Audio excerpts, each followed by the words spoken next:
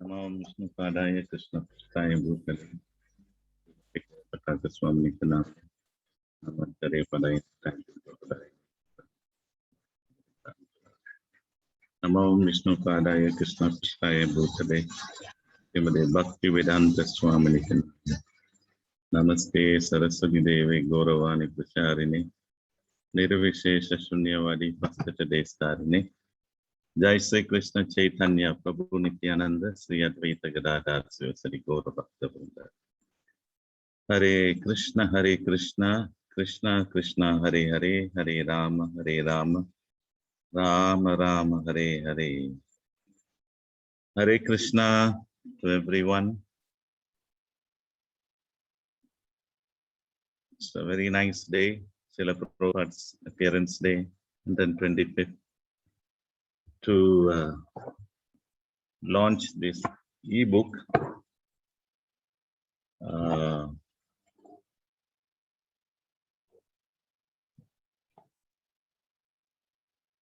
Which is very important, and the organizers are also intending to print the hard copy, if I am not mistaken. Is that true? Hare Krishna Prabhu, no Prabhu, only soft copy Prabhu. Only soft copy. Yeah. Okay, so it'll be also good to print the hard copy. Soft copy is a bit easier. You should take the task to make the hard copies as well. Sure. Because these books are very important, and people can take it and go and reading the book and reading on the computer. For me, it's not the same. I prefer reading the hard copies, and many others are like that. And and we can give as gifts to people. I can't give my whole computer to someone as a gift, but I can give a hard copy of the book. So, and then we can make promotions. We can do so many things. If we print this book, the printing won't be very expensive. Maharaj has put a lot of effort in this book. It's not easy. Has gone to difficulties, traveling and finding out about the stories from people, the events, and getting wrong stories, mistaken stories. People are saying that Prabhupada went to Klang. People said Prabhupada went to typing. Somebody said Prabhupada went to Johor. Somebody said Prabhupada went here, Prabhupada went there. Then our book will be like a 7-volume book. So what people think, but Maharaj had to filter, had to do audit, because there was some confusion, because Prabhupada disciples came earlier and they went on preaching. So most of the Hindus in the estates, they get confused because Prabhupada is always with the Western disciples. So Western disciples went all over from south to north. So there's a big confusion. So they thought, they say when Prabhupada, Prabhupada also came typing. Prabhupada also came pot clang. So that's not true. Finally, after all the filtering, so those stories are also important that we can write maybe. Where Prabhupada was said to have gone, which is true. His disciples went and they spoke about Prabhupada. So that means his disciples were so powerful when they spoke about Srila Prabhupada, people took it that Srila Prabhupada came. Wherever they went, they spoke about Srila Prabhupada. It showed the slides of Prabhupada. People still remember, oh yes, they came, they showed slides. In Buntong, there's a temple with so many ISKCON pictures in Buntong, in Ipoh, the sign. They said Prabhupada came there. So like this, Maharaj had to listen and then had to filter those things and finally worked it out that Prabhupada went to 4 major places.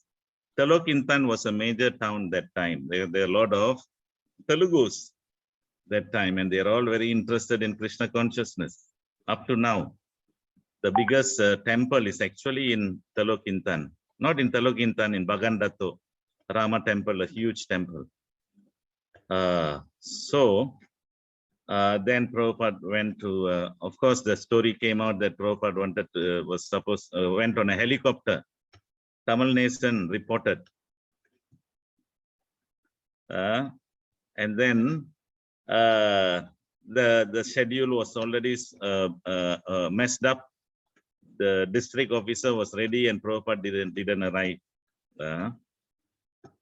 So then next day only Srila Prabhupada went there. So all these are very important histories that Maharaj had to consider and write these things.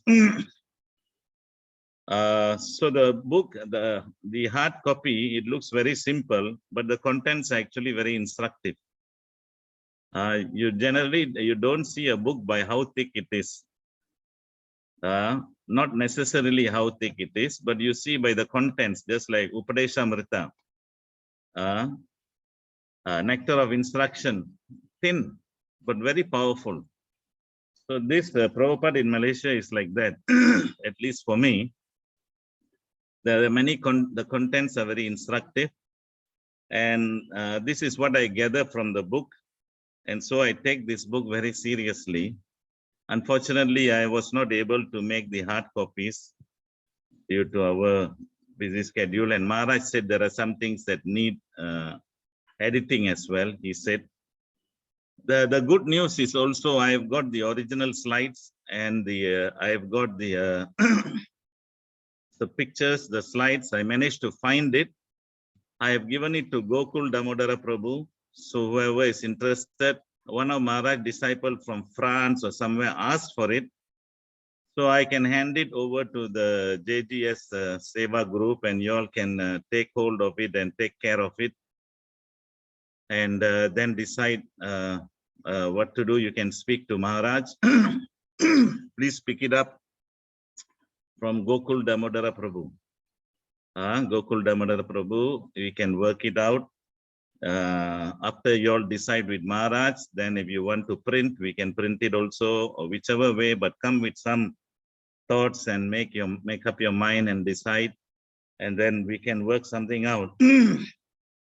So some of the points of instruction that I remember on reading the book with great interest. I didn't have a time to read this few days, I'm busy, but some long time ago when I read, I still remember. Prabhupada wanted to came here, one of his most important mission was to to get land for the temple. To get land for the temple.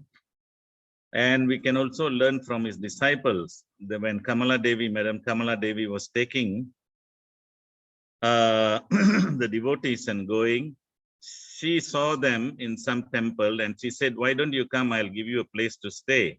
So when they went in the car, then she showed, this is a temple I'm building in Charas. She showed, it wasn't done. It was just foundation was put. So then the devotee said, why are you taking to our house? You just let us stay in the temple. Give us the temple. This is how bold they were. And she said, okay. So that's how the whole thing started. And news went to Srila Prabhupada. And then Prabhupada made his way to Malaysia.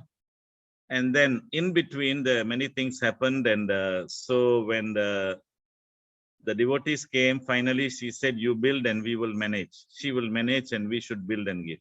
But it'll be a Krishna temple. Then when this news went to Prabhupada, he said, no. He said, so this is one instruction for all of us. Whenever you get land, or whenever you get somebody is willing to give a land and then they ask you to build, no, Srila Prabhupada wanted that we build, we manage. That is what he wanted. So that's, and he was very strict about it. No two ways about it. And then you have one of these chapters. I always like this chapter very much. The last chapter, if I'm not mistaken, whatever we do it nicely. So this is another very important message that do everything nicely. And this is one thing that His Holiness Janananda Maharaj is very good at. He is an expert teacher, an expert trainer. So he trains people and is a very detailed. So this one is whatever you do, do it nicely. Prabhupada told that here. Then the other thing is, even though the deal fell off, Prabhupada never gave up. He went all over the country. He still spoke about the temple. Then he wrote a letter saying, he wrote a letter to his GBCs, and he said, I am here in Talokintan. And there's a what do you call, a man who is in charge of some educational institution, and he's already giving his house. So things like that. Prabhupada was also preaching. He never gave up. One deal fell out, but then he continued speaking about it, such to the point that he showed this picture of a sketch of a temple and told Uma Sambandhan, I want a temple like this, top one Uma Sambandhan, but somehow she didn't take that mercy, and it didn't happen through her. Then Prabhupada said that Malaysia is also a nice place to preach. Bring Chinese, train them up, and then they can go and preach in China. This is very important. And then he said, Malaysia is formerly a Vedic country. We had the Chandan trees. People from India, they used to come and take Malaya Chandan. But now we are growing rubber. So he said this, that the Chandan, Malaya Chandan. So he says a Vedic time. So this is another thing we should know, that we have the infrastructure for a Vedic country here. We have the language, the culture, geography, monuments, history, geography, everything that is feasible for a very nice Vedic society. But we are not taking full advantage of it. And then the other instruction he gave was, don't eat in demigod temples. You will become miserly. So this is another instruction in Malaysia, because devotees were going and they were being fed like anything, and also in people's houses. So Prabhupada warned all these things. Don't eat outside of prasadam food. Travel and preach if it is only a few days. Even if it's only a few days, still Prabhupada traveled and preached and went around and then rushed, then went to Australia. And on arrival, within 6 days, 4 towns preaching was held. Prabhupada enthusiastic, he went to the middle and top of Malaysia. You know, the roads are very narrow those days, 1971. Only the 2-lane highway, we call it the highway, and it's very dangerous roads. So that time Prabhupada was going through these roads. And of course, the famous Prabhupada is also, Malaysia also fortunate that Prabhupada was allowed in and allowed to preach openly. No, like Thailand, Prabhupada went only at the airport, and he took bath out at the airport. In Singapore, he couldn't go. So we are very fortunate. Srila Prabhupada was able to set foot here and what do you call, travel around and preach. And of course, he spoke about the Penang Kachoris as very good. He spoke all around the world about it. And up to today, we are unable to do the same standard. That's the unfortunate thing. So you have to dig up and see how to do very nice kachoris. Prabhupada wanted this, the Malaysian kachori. Make kachoris and call it Prabhupada kachori and export all over the ISKCON world. Then Prabhupada wrote to his GBC, he said, that time he was in Kumbh Mela, then he said, yeah, we are having very nice programs. Similarly, you must have such programs in Malaysia. Prabhupada had very big vision for Malaysia. Imagine such big programs in Malaysia like Kumbh Mela. Prabhupada was writing a letter. He said, similarly, we should hold such programs in Malaysia. And Prabhupada was very happy about the book distribution even that time. In the estates, they were distributing books. So Prabhupada had big ideas for Malaysia. And so Maharaj, as the writer of this book, he was not only a writer, but he spent the decades in Malaysia before he started traveling. Otherwise, he was set in Malaysia and investing a lot of his time, more than 20 years, to establish Krishna consciousness. As we heard from Kripa Prabhu, he went to Plum Estate. Even when I went to Plum Estate, I thought it was the end of the world. That was the first time I went, I saw like practically it was a dead end for me. And then, so Maharaj went there in Plum Estate. And Plum Estate was an amazing place because it was a center. It was like something like a center for spiritual education, because there was the Divine Life Society was there and some others were also there. And this powerful Swami, his name was Swami, I forgot. He was very powerful. He was secretary of the Divine Life Society. He was from Puri, a Sanskrit scholar. And many devotees were attending his class, Naika Shinga Prabhu and many others. And and then the Gaudiya Math was also going there, Mahananda Prabhu. Gaudiya Math devotees were going there. Somehow I do not know, Palam Estate attracted all this. And then Maharaj was going there also. So all these people were going to Palam Estate. But somehow Hare Krishna consciousness actually took the strongest hold and took over Plum Estate. Plum. So it's a very fruitful estate that we got so many devotees there. Mahavara, Kripa Sindhu, Lokaswami was just nearby there, Batupute Estate. I think a stone throw from Plum Estate. And Gaur Gopal Prabhu, they are all from the neighboring areas. So that area is a special high density bhakti is there. We just have to figure out that. And Maharaj went there, and then Guru Maharaj, Jayapataka Swami went there. All the Swamis went there, heavy duty. Prabhu Vishnu Swami. I don't know if Sutra Maharaj went there or not. And that time, those days, Mohini Kumar Swami, there are many people, all Plum Estate. Swami. And also is a very good waterfall there. So that was another reason we used to go there. Nice waterfalls. Enjoy a nice picnic. And Swami Prabhu. Indradumna Swami, yeah. Indradumna Swami also went there. Subhak Swami. Subhak Swami. Nitai Chand Swami. Who? Nitai Chand Swami. Nitai Chand Swami also. Can you imagine? That's Plum Estate. Anybody you go there, you will tell it's the end of the world. That's what I feel. Hey, Gaura Mandala Bhumi also. Gaura Mandala Bhumi Prabhu. It's Gaura Mandala Bhumi Prabhu.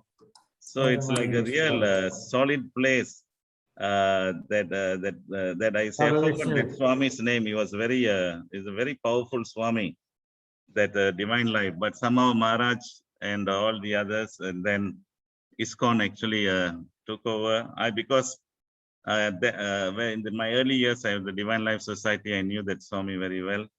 Jivan Muktananda, yeah, that's his name. Jivan Muktananda. He was teaching yoga and all that.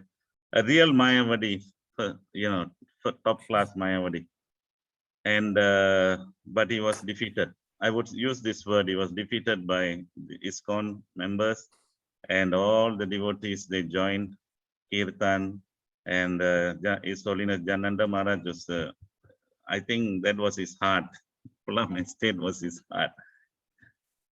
So with that, I won't take long. I was told to speak until Maharaj comes, so I've done my part. So welcome Maharaj.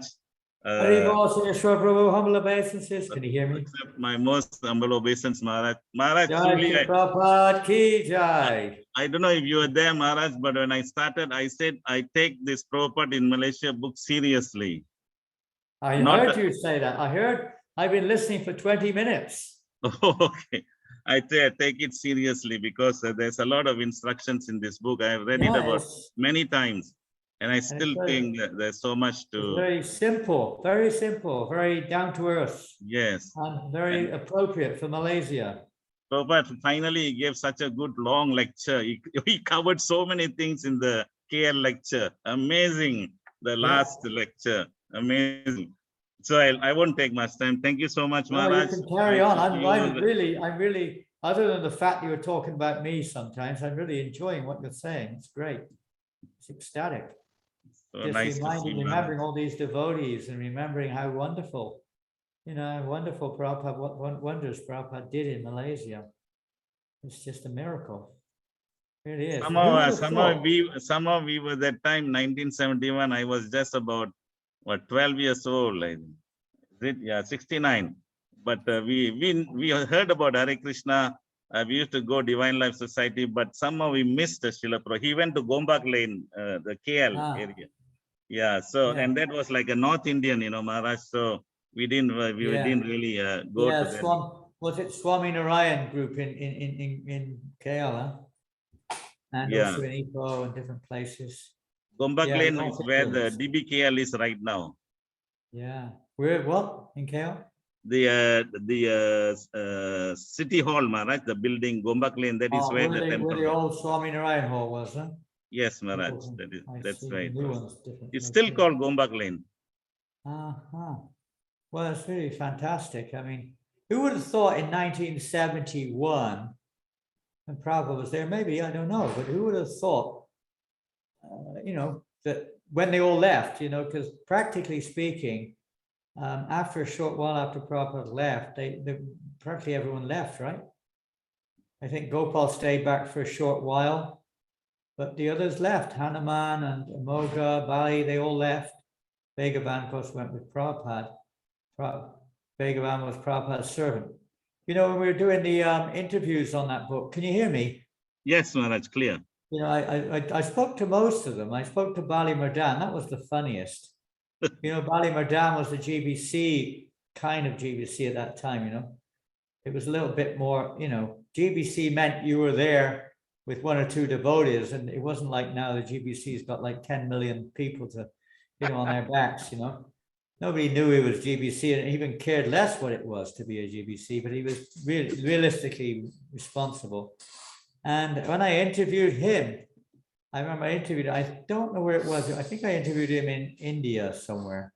It may have been Hyderabad. He used to go to Hyderabad. Somewhere I interviewed him. Because he was GBC and he was right there with Prabhupada. And it was so funny because I was interviewing him about Malaysia and he would tell his whole story and said, no. That was not in Malaysia. That was in Australia. And then another one. No, that was in Indonesia. He went on and on like this. I didn't get one story out of him practically. And it was really quite a little frustrating in one sense, but I just took it, his memory wasn't so sharp. And then I said, well, do you have any kind of pictures or any lectures or anything, solid about Malaysia? He said, no, I got nothing. And then the funny thing was, a few years later, he bought his own book. I don't know if you read it. What is it? Something on the rim of the Pacific. Journey to the Pacific Rim. Yeah, Journey to the Rim of the Pacific Rim or something.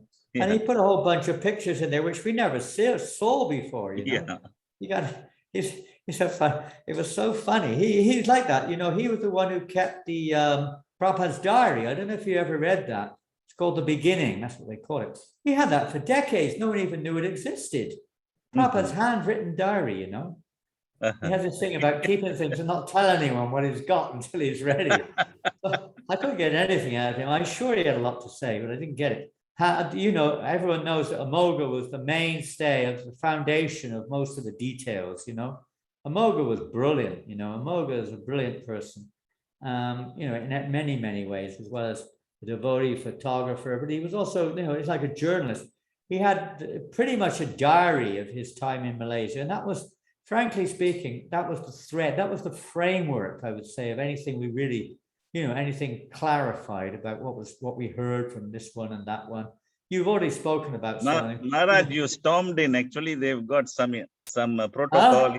You stormed in like that. Actually, the organizers have got a protocol to invite you and do something. So I'm sorry, I can't hear you anymore. Oh, okay. I just bumped in. I have to listen to them. You have to surrender to the organizers program. And and let them hold the program.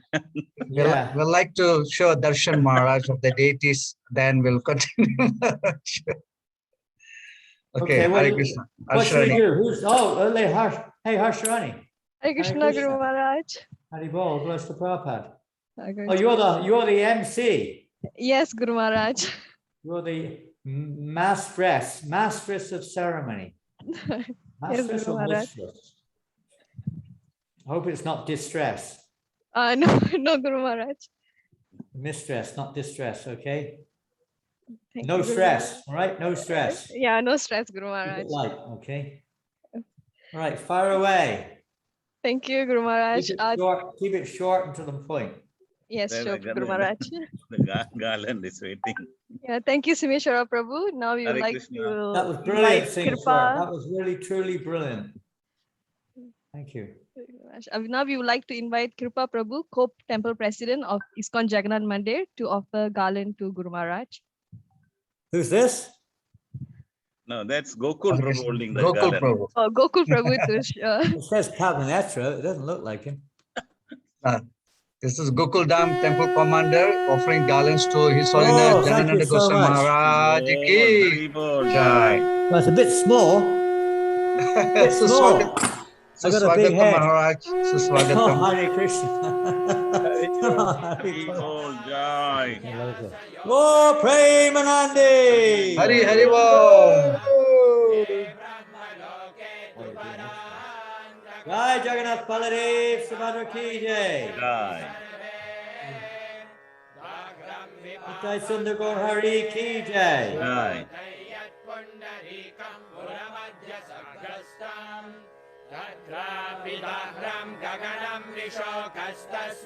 Hey ho, Hare Krishna. Haribol. The three masks, not musketeers. Hare Bol.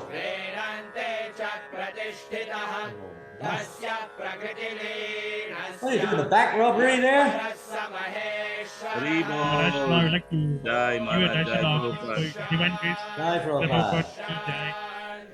Prabhupada ki jai. Maharaj, now I would like you to take the darshan of our deity. Jai, jai, jai, jai. Haribol. So Maharaj, on the left, Sri Sri Gita Sundar Gora Hari. Jai, Nitya Sundar Gaur Hari ki jai. Then you have Jagannath Jai Baladev Jagannath Subhadra. Baladev Subhadra ki jai. Jai. Then you Shri have Radha Shama Shama Chandra. Sundar ki jai. Jai. So we're going to show you the whole altar, Maharaj. Beautiful.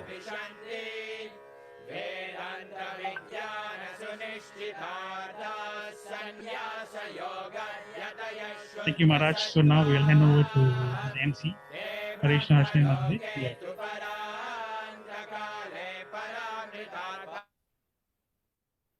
Hare Krishna Prabhu, thank you so much. Now for the most awaited event of the night, the launching of Prabhupada in Malaysia ebook on Google Play Books. We would like to invite the author and also our honorable guest of the night, His Holiness Janananda Goswami Guru Maharaj, to click on our launch button. Haribol. Yeah, this is. Click. Where's the button? Show Maharaj.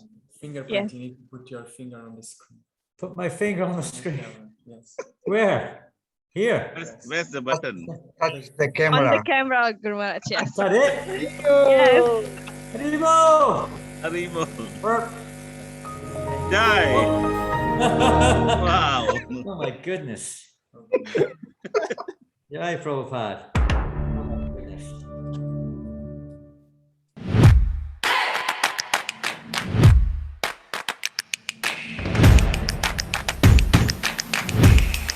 Haribol.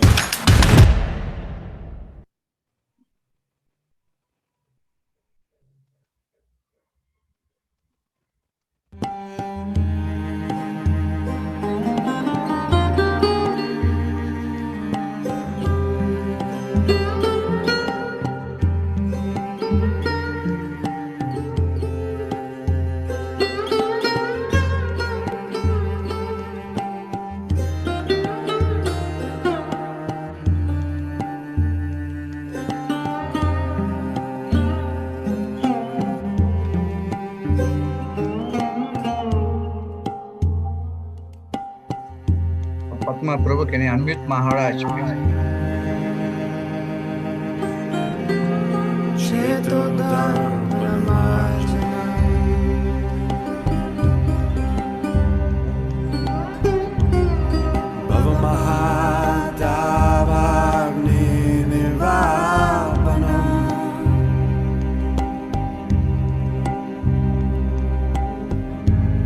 Shreya Kairava Chandrika Vitarana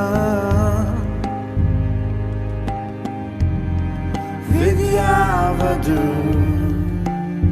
Jeevana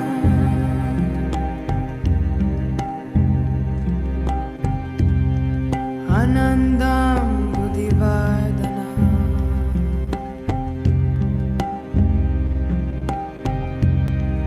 Bhaktipadam Purnamrita Swadana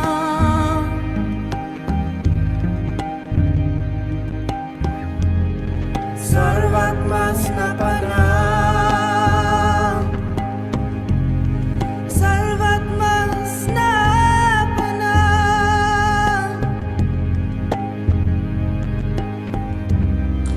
Param Vijayate Shri Krishna Sankirtana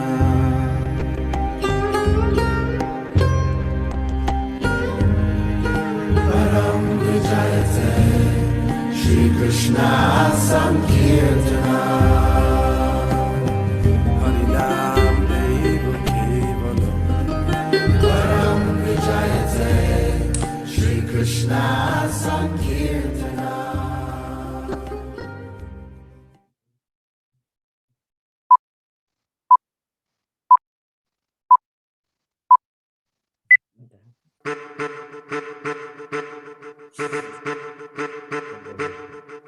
Jai Prabhupada.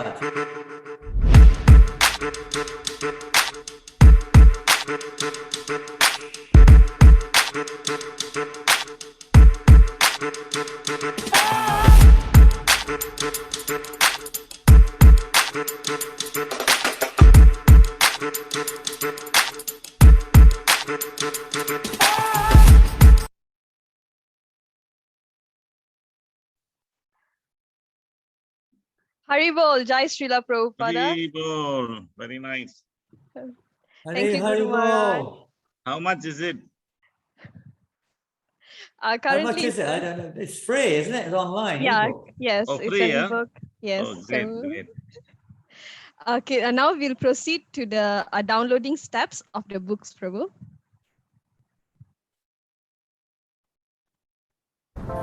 Haribol and Hare Krishna, dear devotees. Here are the easy steps to get your Prabhupada in Malaysia book from Google Play Book. For Android users, please go to your Google Play Store, and iOS users, please go to your App Store. Type Google Play Book and download the application. Once you download, open the application and search for Prabhupada in Malaysia. Hari Bol. So once you click Prabhupada in Malaysia, click on the free sample and get your full version on the go. So as you can see, buy RM10 button is a donation, and for those who have contributed, it will be directly go towards BPT Malaysia. So these are the samples. Happy reading, happy 125th of Srila Prabhupada anniversary. Jai Srila Prabhupada, Haribol!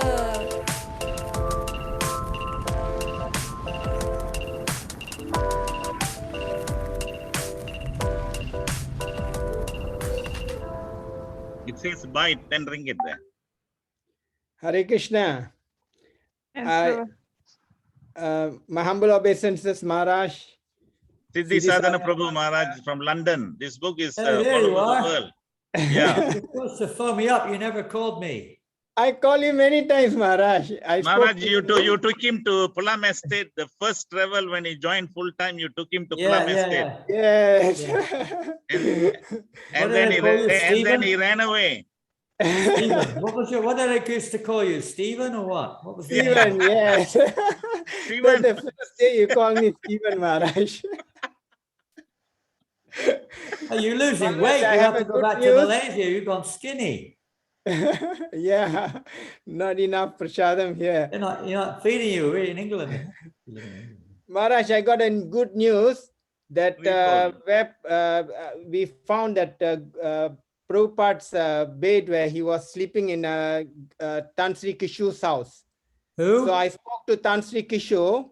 Oh, wow. He said he's willing to give the bed. Give the what? The bed, bed. Where Prabhupada was resting. Wow. And he also commented that his house picture in that book was wrong house. It's not that house. Yeah, there were one or two mistakes there. I got those pictures off of. I'll tell you the story about it in a minute. Once you're ready. Okay. He will give the picture as well. Thank you, Maharaj. Yeah, there were one or two mistakes there, for various reasons. Sidi Ozara. He said he may have more pictures. He's got Tan Sri Kushu. He's got a big store in Rawang. He says. Where? Rawang, Maharaj. You know Rawang. Ravana, not Ravana's place. It's Rawang. Rawang. Okay, Rawang. Yeah, Rawang. So he's got a big store there. So he moved all his things to the store, and so he said may have many things. So someone has to work well with him to get it. He's also getting old, so he must be really old now. Yeah. Globe Silk Stores, right? Yes, Maharaj. All right. Yeah. Those amazing days. What do you want me to do? Tell me what you want me to do now, other than buy the ebook. I told them, Maharaj, don't take the easy way out. Ebook, you must print the hard copy. Yeah, get the hard copy. Yeah. I don't know if you have any left. Do you have any left? I've got one for myself. I got maybe a 3. I've got one somewhere. I don't know where it is. I haven't got it with me. I don't know where I put it. Somewhere around. I got a few in my cupboard in Malaysia, but not many. Well, what do you want me to do? Who's in charge? Hare Krishna, Guru Maharaj. Ashrani or Siddhi Sadhu or Singeshwar or Krika Sindhu or Pavanetra or Gokul? I'm the filler, Maharaj. I just fill. Okay. Give us some nectar of Srila Prabhupada, Maharaj. Yes, Guru Maharaj. Well, we really got into it there with Singeshwar. I completely forgot the book. I was just dancing and singing through Plum Estate there for about 10 minutes. I couldn't believe it. You were reminding me of things incredible. Well, there's not much mention about Plum Estate in the book, but is a result of Prabhupada coming to Malaysia. Because as the book, one of the chapters in the book is sowing the seeds are sown. Prabhupada is mystical, how pure devotees. It doesn't maybe look like they've, left anything behind necessarily.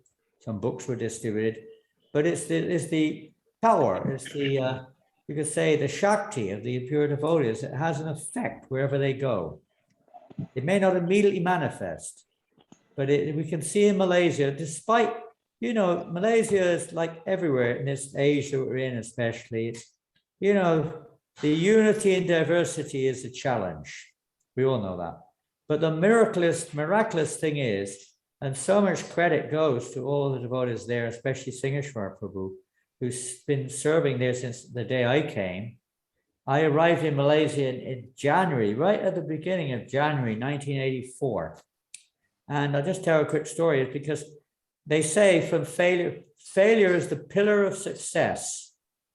I don't know if it's true, but that's a common saying in English. More or less, you could say I was a failure. I'm still a failure, but I was definitely listed as a failure in the British Yatra because I couldn't get along with the new GBC, and I was just a space case. So I didn't know what to do. I was just putting books in envelopes and sticking stamps on them and going to the post office. I'd gone down from temple president to the stamp licker. I was a temple president at the beginning when the GBC came in, and I ended up when I left as the stamp licker. So I suppose you could say failure is a pillar of success, but I don't know if there's any success involved, but there's something better than what I was doing in licking stamps. So one day, it was about November 83, I don't know exactly, but something like that. Prabhu Vishnu Swami, my old Sangatam buddy, came through England, and he said, "What are you doing, Janananda?" I said, "This is what I'm doing." He said, "Well, why don't you come with me? I've just been asked to take responsibility in Malaysia because Hansa Dutta, who was also our GBC before the war, anyway, we had a whole run of GBCs in England. He was one of them. So he was GBC in Malaysia until 83. And then by one reason or another, he was no longer GBC in Malaysia. So it was like I don't know if you spoke about that, but the Malaysian Yatra was built up by Ram Shram Prabhu and Janaki and Bhakti Vijendra Maharaj and others. And they were pretty flourishing in 82. And then in 83, they kind of fell apart. And they kind of went off, the whole group, not Ramashran, he'd already gone, he was an ISKCON man. But the others, Bhakti Vijendra the same, he didn't go, of course, he didn't go, he was always with Prabhupada.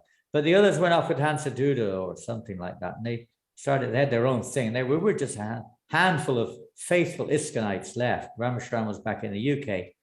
So I came in, Prabhu Maharaj then, he said, "Why don't you come and join me?" Because we were old buddies, you know. So, okay. I had some money. I bought a car for nothing and I sold it. And I got enough money to fly. Sounds funny. I actually got this new car for nothing. And it's a bit of a scam. And I got enough to fly to Malaysia on, I think I flew in on Aeroflot, but I can't remember. I'm pretty sure it was Aeroflot. And I flew in on January, and I arrived out January the 4th, 1984. And I didn't know where I was going. I just had these kind of like, what we say, romantic ideas of this tropical country. And I looked up a few things and I saw that they had all this, a lot of Indians were there. And they're South Indians, so Italy and dosha and sambar and vada and so many thoughts. Oh, this is going to be fun. I'm going to be able to enjoy all these South Indian dishes. It was one of the thoughts on my mind. So I flew in, and Bhakti Vijendra picked me up at the air. He just took sannyas, I think, in 83. That was, I think, in Radharaja's or Ravi Loshan's house, somebody's house. And he's just fresh sannyasi. We knew each other from the day he joined. We were friends before we joined. In a sense, we met each other as guests coming to the temple. There's another story in itself. I mean, those were funny. So many stories at that time, which I won't tell today. It's not related directly. But it was so funny. He picked me up at the airport. The first thing I saw was a sign, Sahaja. Sahaja. Huh? What's that? Yeah. Only. Huh? Taxes only. Huh? Only. I thought, Sahajas. I mean, it's a Sahaja around here. And then he drove me to that temple in Kanagapuram, yeah, Taman Kanagapuram. And there was just a handful there. There was our beloved Venugopal, Vrindavan Chandra and his wife Nandini. And really, there's only a few others. Sudeshna was there. And I can't remember, what was his name? That one devotee who stayed with us. What's his name? Nice devotee. Brahmachari. Huh? Brahmachari. Atma Vidya? Huh? Atma Vidya? No. Kala Krishna. Kala Krishna. Krishna, something yes. Krishna. Kala Krishna Prabhu. Yeah, he was a nice brahmachari. He didn't go, he wasn't with Hansa. Yes. I think he took initiation from Jayapataka Maharaj, you know. That was a whole exciting history of how they all took initiation from Jayapataka Maharaj because Hansa didn't turn up. So they took it, he didn't come. So they wanted to take initiation. They took initiation from Jayapataka Maharaj. Krishna had such a plan for Malaysia. Anyway, this is getting off the point a little bit. So anyway, that was my arrival in Malaysia in Kanagapuram. And I was just thinking, as you were talking there, or showing those slides, I was thinking, where are all those people now? You did mention Tantric Ishu, but I don't know if they're still, is Warren still alive or has he left his body? He's still alive. He's still alive. No, amazing, Warren. He was quite a character, Warren. He was amazing guy. Warren, I'm not sure, Maharaj. Srinivasagan? He's passed. He passed ages ago, huh? Yeah. And what was our lawyers? What were their names now? Saraswati. Kamala Devi passed away. Oh, and Saraswati? Saraswati is still alive. Mahadev? Mahadevi, I'm not sure, Maharaj. Ah. Amazing. I mean, they had such a part to play. I mean, in a kind of a weird way, but they were so, it must have been special. All those people were special people. They weren't just Hindus, you know. I mean, you know better than I. Many of you were living at that time, grown up in that era. It was like a different world, right? I mean, you see those pictures. Most of the men, they're like dressed like dressed like Hindus. You don't see them like that much now. They're all in their pants, right? Pants and coats. Is that right? Yes, Maharaj. You know, they were, most of them had doted. They were like respectful. They were like reverential. They had some culture. They were very cultured people in many ways. Okay, some of the habits have got lost a bit, but in their hearts, they were really Vedically more than most people in the world. Very cultured. That was one of the things I noticed about Malaysia when I went there. It was like going to another bubble. It was so different. You know, even Jalan Klang Lama. You remember Jalan Klang Lama when it was like those days? It was like all trees and little huts and everything. It was fantastic in one sense. Now it's like, well, that is what it is. The whole of KL, there was only a few tall buildings, right? Just around the old station, there were a few. Everything else was just like from the British times, some Chinese, a lot of Chinese shops as always. It was so simple. People were so simple, comparatively speaking. It really was. It was like going back in time. It was a time bubble. That's why our book, Prabhupada in Malaysia, is kind of a bit ancient, you could say. The cover is really ancient. It's really not. I think that cover, was it Golok Chandra, or was it Uttama Chaitanya Prabhu? Yeah. Uttama Chaitanya Prabhu. Uttama Chaitanya. He wasn't initiated, but the two of them were helping me with that book because they were both in the world of, you know, editing and publishing with the New Straits Times or whatever it was. I think it was New Straits Times, wasn't it? I think so. Never Straight Times. Never Straight Times. But they were kind of helping me in their own way. They were just like new to Krishna consciousness when we went for that book. Now, okay, let's go back a little bit. When Prabhupada was in Malaysia at that time, as I said already, that Bali Madan, Hanuman, Gopal, and who was the other one? Amoga. They were there with Prabhupada and Vegavan and Neo. Do you remember Neo? Neo, Yipan. Neo, Lalita Krishna. Is he still alive? He's passed away, Maharaj. Oh, I know his mom passed. About 4 years ago. Such a nice person, Lalita Krishna. He was so sweet. And he was the first basic, I mean, he was from Singapore, right? But he was basically the first one initiated from that area, as far as I know, by Prabhupada. There was he, and was it Vidyapati? I think. Yes, Maharaj. They got initiated by Prabhupada. On Vidyapati, I think they're He's both, still alive. both by Yes. the, not in Malaysia itself, but shortly after Prabhupada left, they got initiated, two Chinese boys.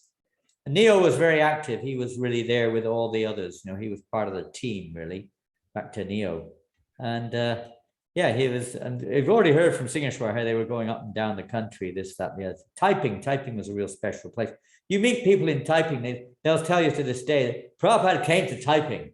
You know, he didn't go directly to typing. They may have gone to EPO, or some other devotee went to typing, and they, you know, in history, you forget, you mix things up sometimes. And anyway, Amoga's memories were recorded, not just his memories, but his living, you could say, when he was there. Now, few things. What should I say? I don't know. I mean, where should I begin? What do you want me to say? How the book came about? Should I tell how the book came about? Hare Krishna, Guru Maharaj. Yes, Guru Maharaj. Okay. Well, it was what year did that come out, Singeshwar? 96? Yes, for Prabhupada's centennial, yeah. Okay. So it took a little while to get it together. And as you may know, in 1996, there was a big international program in ISKCON for commemorating Prabhupada's, you know, anniversary of his appearance, 100th anniversary. So we thought what to do. I guess Singeshwar probably was very much involved. I'm sure he was at that time. He was already regional secretary and was in the middle of it.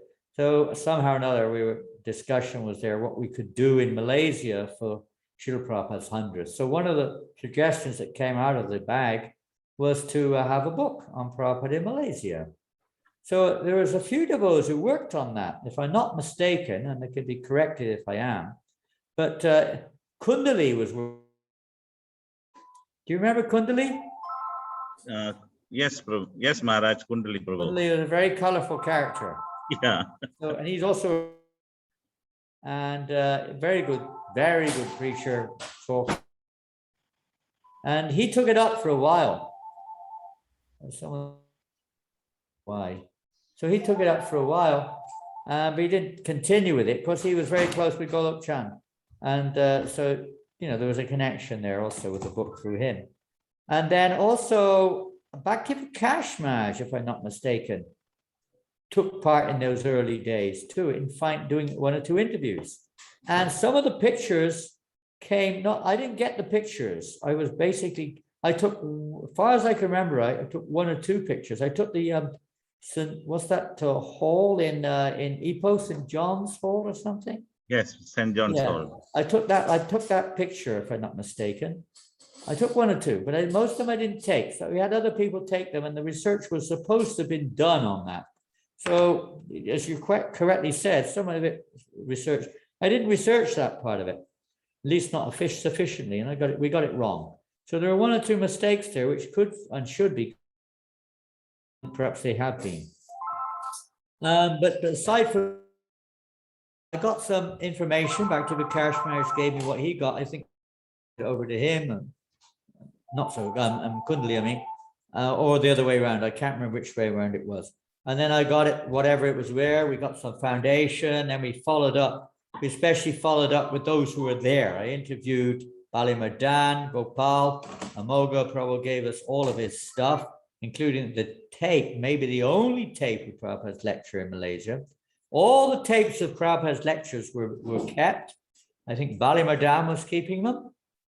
He gave a few lectures and some walks and public classes, etc. But all the tapes except for that one, which Amoga, and even that's not complete, were all lost. They were sent in those days, you know, these old square box type tapes. They were all sent to the archives in LA, and nothing could be found. Actually, maybe that one was also there. And unfortunately, they were lost. Only we get some memories, what people heard, remembered, different devotees and different members of the Indian community remembered what Prabhupada said. But it's really unfortunate that most of that was lost, as far as I know. We have letters, which you can see in the book, some, maybe there are more, and some Prabhupada times talking, as Singeshwar Prabhupada mentioned, how Prabhupada would sometimes talk about, you know, Malaysia, how the rubber trees and sandalwood and these different things in Malaysia, quite famous. I mean, history. Malaysia is a very historic country in the Vedic culture, very special country. There's no doubt about it. Malaysia is a very special country, and so many special devotees. Just a little hangovers sometimes. You know, we get a little intoxicated with material mentality, sometimes a little intoxicated, but under the surface, there's so many incredible souls there in Malaysia, and so many more to come. And I just wonder what happened, where all those persons in the very beginning, what happened to all them? All those people who came to those lectures, the kids who were dancing on the stage in Penang or wherever it was, and, you know, so many of the Indian people who met Prabhupada wherever he went. It was really, their future is very bright. I don't know if any of them became full-time devotees. What was his name? Gopal, what was that? From Situan. He passed away. Govinda Sevak. Govinda Sevak. He was around at that time, right? Yes, Maharaj. He was one of those young kids who early preachers, they picked him up. He really, I mean, he takes a lot of credit for what he did. And, you know, he had his brand of Krishna consciousness, you could say, very, very personal brand. But he did a lot of credit. I mean, he was stuck there. And there's so many of those early devotees who stuck through. After Prabhupada left, and that whole saga with that temple in, was it Cheras? Cheras, huh? Cheras, Tenton View. Cheras, yeah. Saraswati and Kamala Devi and the whole family there, lawyers and what have you. An amazing family. And that whole saga with the property, you can read it in the book, you know. And then that all fell through, as we know. And And then pretty much everyone left. And it was like nothing, there was nothing going on really in Malaysia. Is that right? Yes, like- all of a sudden, all gone. Vacuum, like a But- vacuum. Boom. And on we go. Another Swami from another math or another mission or whatever probably came through. And life went on as usual for the Indians in Malaysia. At that time, maybe a few Chinese, but not many. Life went on as normal. And then the next one, I think the next wave was, what was it, Jyoti Smara? Yes. Jyoti But Smara got initiated by Prabhupada. He was Malaysian. He was, and he came back and he did some preaching in Penang. And I think when he was in Penang, devotees like Ram Tulsi, I don't know if he's still around. What's his name? Tulsi, Ram Tulsi, Yes, right? still around. Yeah, and Sham and all those, that whole group up there got into it, right? Yes. That was another history which should be recorded. There's another book which is the growth of ISKCON, not just Prabhupada in Malaysia, but it's like, Bhakti Vijayendra Maharaj. I got some interviews with him on it, by the way. If ever anyone wants to put together about, the history of ISKCON Malaysia, that would be a really interesting book, I'll tell you, it'd be really interesting. If someone's into that. Anyway, another wave came, and then Bhakti Vijayendra Maharaj got, by Krishna's arrangement, deported back to Malaysia from his ventures in Holland and places, collecting money for Vrindavan, and he got sent back. And then Bhima, also another Malaysian Chinese boy, came back. I think Vijayendra Maharaj or someone encouraged him to come back. Things started to pick up in about 78, back to 77 actually. Vijayendra Maharaj came back to Malaysia, deported, and then of course Srila Prabhupada left. So anyway, in 83, 4, 5, I don't know what year it was, 2, 3, 4, 5, we decided to make this book. So after the the aborted attempts of Kundali and a little bit by Bhakti Vikash Maharaj, who just happened to be passing through for a while, some or another it came on my lap, and it was exciting. It was really exciting, I must say, whatever it was. I used to spend hours and hours and hours in the archives. I think it was in Jalandhara. I'm not sure. I think it was in Janananda. I used to go there, and so sift my way. It was, maybe I used to take Uttama Chaitanya with me. I can't remember, but we used to sift our way through, all the old newspaper reports and all these things there. Sometimes hours and hours looking through all these different newspapers from this place and that place, trying to get the picture a little clearer.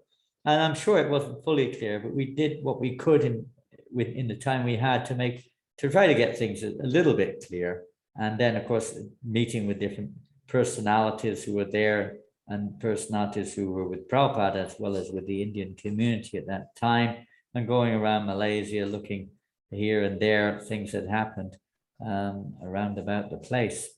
Well, what to say? When Prabhupada was in Penang, a lot of things Singashwar talked about, and there most of them in the book. I think one of the most famous ones, which Prabhupada talks about, was Kachoris. Now, today is Prabhupada's appearance day. And I don't know if it's his appearance day there in Malaysia. Is it the same day? Yes, Maharaj. It is. So you're at the end of the day. We're in the middle of the day. I just came out of the Abhishek to come up here. I'm supposed to go down and take milkshake. Sir Prashadam. And then I got to go out for another program. Another group of you Malaysians are getting me online again today with Agni Day Pro. We're doing Kirtan in a few hours' time on live with another group in Malaysia. I don't know what that is, somewhere in Johor, I think. So it's a really busy day today. And it's amazing that you're launching this ebook on Prabhupada's 125th appearance day anniversary. Where are we going now? Where was I going? Why you did the book? Yeah, well, why we did the book was one thing, but I said so. I forgot what it was. It's like Janmastami, and then you got Vyasa Puja the next day. We just had like a program for like 5 hours or something. That's just my mind. What was I going to say? Oh, the samosas, the kachoris. Well, we in the temple downstairs. There's one devotee named Kishori. Call her Kishori. She makes the best kachoris in the world, practically. She used to. Where, Maharaj? In France? Yeah. She lives nearby here. She's nearly 80 years old. Kishori. She makes. Don't tell her that. She makes fantastic kachoris. I really wanted to cook one day, and just a little time span separation. But anyway, So these kuchoras were very famous. Radha kuchoras made with urd dal. They're really phenomenal. Always make these for Prabhupada. That's one thing you can learn from that Malaysia, Prabhupada in Malaysia. This wonderful story. What was his name? That Indian man from Mathura who lived in Penang? Kalia, is it? Kalia, Mr. Kalia and his wife. Amazing family. I don't know if they're still around or not. But they were very active with the devotees in those days. And they were the only place that Prabhupada took cooked food. You know, I think Singh mentioned about the importance of not eating anywhere and everywhere, because the devotees were doing that in those days. You know, you can imagine some young Western young guys, you know, going to an exotic country like Malaysia with all these brilliant cooks cooking, you know, all these things, you know, muraku and this thing and that thing. I mean, you don't get that in the West. Even idli and dosa was unheard of in those days outside of India or a few places like Malaysia. So it was like really indulgence. And I suppose that Amoga will tell you that he was really indulging themselves, you know. They were getting so indulged, they were spaced out and sick half the time. It was like that in those days, you know. It was like kids, you know. It's like, but the spirit, the Prabhupada, isn't it amazing how Prabhupada used to send his disciples all over the world to preach? And you know the story. That's it, right in the beginning of the book. Maybe you mentioned already. I wasn't at the beginning of Srila Prabhupada's talk. How Gopal and who was the other one? Wait, was it Hannah? I can't remember. Anyway, how he ended up in Malaysia. Prabhupada was at Kumbh Mela in 1971 or 70. 71, beginning of 71. Devotees were already in Malaysia, Bali and Amoga and a few were already there. And how he got sent there, and Prabhupada was just received a letter from Bali or something saying how good the preaching was in Singapore and Malaysia. And Prabhupada said, oh, he got heard that there's somebody offering a temple maybe and this and that. Prabhupada Kumbh Mela said, so who will go? Or something like that. And so, you know, he asked for volunteers and, you know, it's like, yes, those would just say yes. Yeah, just say, yes, I'll go. Surrendered. No consideration. Oh, this and that. Just do it. Prabhupada wants it, do it.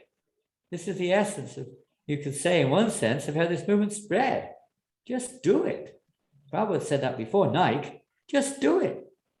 And then those, Gopal tells him when we talked to him, he said, Prabhupada just said, go. I put my hand up and Prabhupada called him in and said, you have to go to Malaysia. He said, when? Tomorrow. Maybe even today. It wasn't like, oh, get yourself ready. Where are you going to stay? You got enough money? Oh, wait a minute, I just got to deal with something. No, leave now, right now. Prabhupada used to do that. Right now, be prepared, right now. Preparing us is to surrender. You can wait. The Prabhupada just immediately, devotees would just boom, go like that. Open up a center, go to a new country. In this case, it wasn't completely new, but it was a pioneering thing for sure. That was the spirit, which, yes, at least it Jack started the movement, you know, it really boom. Those devotees, they were preaching there. Of course, there's a beautiful preaching field with so many pious Indian people. No doubt about that. It wasn't like going to Afghanistan or something. It was like a real pious preaching field. If you really want a challenge, that's the place to go nowadays. But probably not a good time to go. Although Taliban forest, no. Anyway, back to Malaysia. So, the incredible service which those devotees did. And then there was that law. Then it started up again.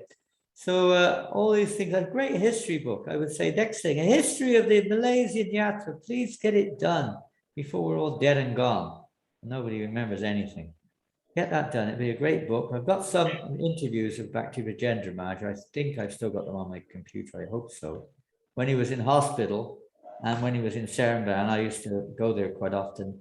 And I didn't finish it, unfortunately, but I got quite a few interviews of him and so on and so forth, on his memories. But and Prabhu Vishnu will give you amazing stories, so many wonderful stories. It's just so, we can learn so much. It's so great. It was such a privilege working on that book. I just pretty much, you know, it's just one of those things you do and you move on, but it's a legacy. It's something that will be for the future generations. There's nothing greater happened in the history of Malaysia than when Srila Prabhupada came there for 5 days. It's the greatest event in the whole history of Malaysia, although most people don't recognize it, don't agree with it, don't know about it. But it's just like Prabhupada's arrival in Boston. The greatest thing that ever happened in the Western world was Prabhupada setting foot in Boston Harbor. Similarly, the greatest thing that ever happened in Malaysia was when Prabhupada got off the airplane and the old Subang airport and entered into Malaysia. Even though 5 days, those 5 days are a millennium, you know, it's like the opening to an eternality for all the fortunate and deserving people in Malaysia, that they were graced. Because there, I mean, if you count it, I don't know how many countries Prabhupada went to, but when you take the entire world population or the entire countries of the world, he didn't go to that many. Maybe 20 or 30, I don't know, but it wasn't so many. And Malaysia was one of them. So it's really special. And it was really, we were really fortunate to get that book ready just on the, literally, I flew to Mayapur when the book was printed. I think Golok Chandra chose the cover. Was it Golok or was it Uttama? Anyway, one of them basically designed the cover with those old, very oldie, worldly looking picture of Kuala Lumpur on there. I think it's the old courts, isn't it? The courts? Yes, Maharaj. The old Yes. court. Yeah. I don't know if they're still there. They're probably a history building now, but it was some historic picture. It was. I flew into Mayapur just in time to present it for the festival there and whatever they were doing to, you know, things that were done for Prabhupada's 100th. And we gave it to Lokanath Maharaj for that event, with credit to all the devotees there, and big credit to all of you now for carrying that legacy forward, of which Prabhupada gave the temple in Penang, that jewel of a temple in Penang. Please do our best to try to, I know it's difficult with coronavirus and all the other things going on in the world today and amongst us, but try to keep that nice. Imagine that Prabhupada, the point about Prabhupada in Malaysia is that he's still in Malaysia. He's still there. Physically, from our mundane eyes, we may not be able to see him, but he's still there. We just have to open our eyes. We take shelter of him, take shelter of his instructions. Those in the book of theirs come, but in general, taking shelter of Srila Prabhupada, praying to the lotus feet of Srila Prabhupada, that we can be instruments to fulfill his will in Malaysia. It's so you'll feel very much he's present there if we meditate like this. And that temple in Penang is one of the gems which Prabhupada planted in Malaysia, which wasn't revealed, but that's one that's been revealed. Many others like Rathayatra book distribution, now opening up centers and so many other things in Malaysia, preaching in various fields, preaching to the Chinese. Many other fields are there which are developing, they're starting to manifest, but these seeds were sown by Prabhupada. We just have to keep Prabhupada in the center, keep his instructions in the center, not ourselves in the center. And I'm sure that things will grow, not just like, you know, horizontally, but vertically. You know, sometimes we grow, but we grow like this, we're not maturing. So the tree has to mature, it doesn't just grow like, has to mature. So that maturity is when we really take Prabhupada's instructions to heart. That's what he planted in Malaysia and everywhere else he went, was a process, was the seed which can grow into a creeper. We read in Chaitanya Charitamrita, a creeper which can take us to Goloka Vrindavan. But we have to water that creeper. Watering the seed. And I think that was a book by Giriraj Maharaj, Watering the Seed. But don't change the name. Watering the seed is the proper, the bhakti seed, watering the bhakti lata beach. But don't water the weed. We have a tendency sometimes to water the weed, not the seed. Watering the weed will just keep us apart, will create friction, will create, you know, so many problems, which so easily happens in this, not just this age, any time. But, you know, quarrel and hypocrisy are common features of Kali Yuga. Prabhupada came to counteract Kali Yuga. So I tell you, you've got a great chance here in Malaysia. Yes, you know, many things come, some things go, but we keep persevering, pushing on. So many of those wonderful devotees were right there when Prabhupada was there, or later in later years have left their bodies, but that seed is still there. the pure devotees, they don't leave, they go away, but they leave the boat of devotion behind. So Prabhupada left that boat of devotion in Malaysia, which over the years has been rowed by many devotees to cross over the ocean of Kali Yuga, the ocean of illusion of Maya. So keep rowing, don't give up. But try to take shelter. The secret is to take shelter of Srila Prabhupada's instructions. When Prabhupada was in the car in Penang, Moga Prabhu in the back seat, and he was just offering his obeisances to Srila Prabhupada. Very sincerely, and Prabhupada said to him, if you offer your obeisances sincerely to the spiritual master, you'll go back to Godhead. Back to Godhead. It was very, and when Prabhupada in Malaysia, that's another interesting thing, which is kind of relevant in a sense to today, as well as being in the book. That time in 71 is when I first joined, we first came, Bhakti-Vijendra Maharaj and myself, we both joined we started anyway, sometime in the middle of 71, probably a little bit before, Bhakti-Vikash Maharaj much later. But we joined, more or less we came, he was coming a few weeks before me to the temple, Bhakti-Vijendra Maharaj.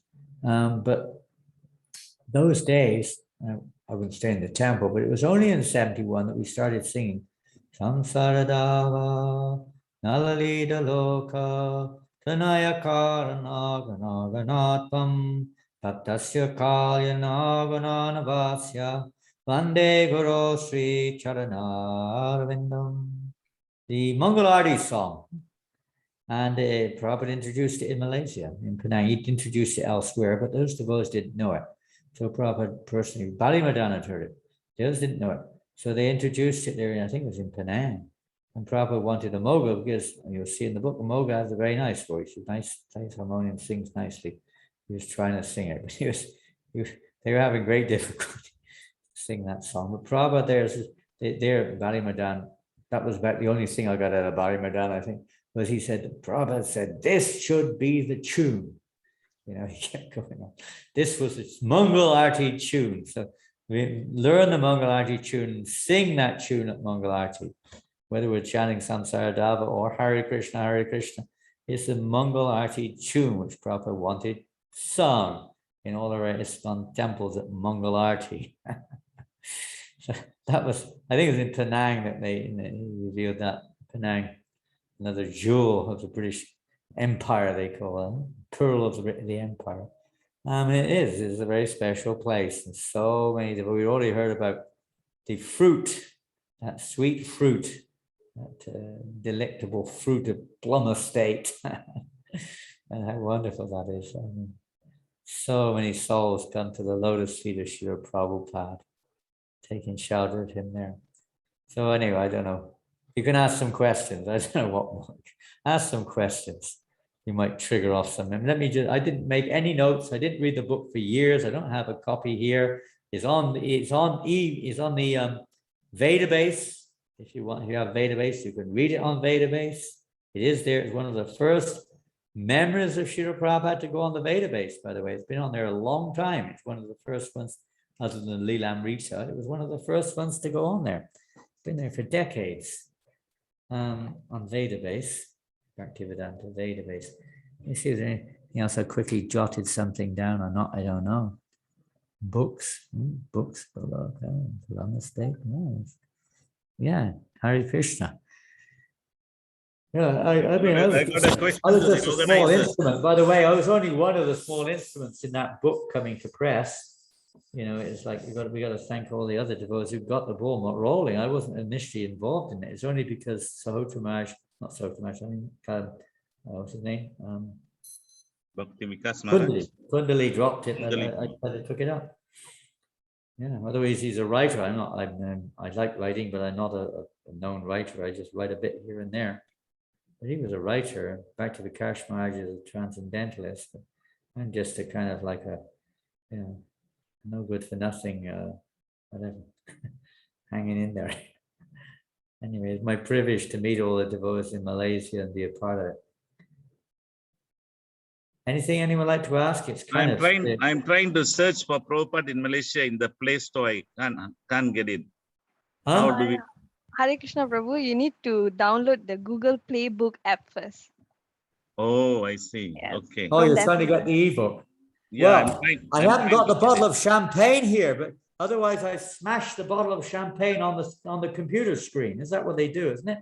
You take a bottle of champagne and smash it on the screen. I could pour the Charnamrita water over it. Would you like me to do that? We've just had Prabhupada's Abhishek. I can pour the Charnamrita over the computer. I'm on someone else's computer. This is modern life, you know. They just gave me a new mobile phone. I don't like much mobiles, but they gave me a new one. After 2 weeks, I have to return it. The battery is useless. And I just got a new computer and I can't use it for these programs anymore. The port, it's an Apple Mac, you know, I can show it to you. I need to see it. Apple Mac, the brand new one, latest Mac you can get. And already these, and there's nowhere to put plugs. They've just got these two little things. That's it, full stop. You've got to get all these little things, and it doesn't work. I can't do anything because nothing works that I put in there.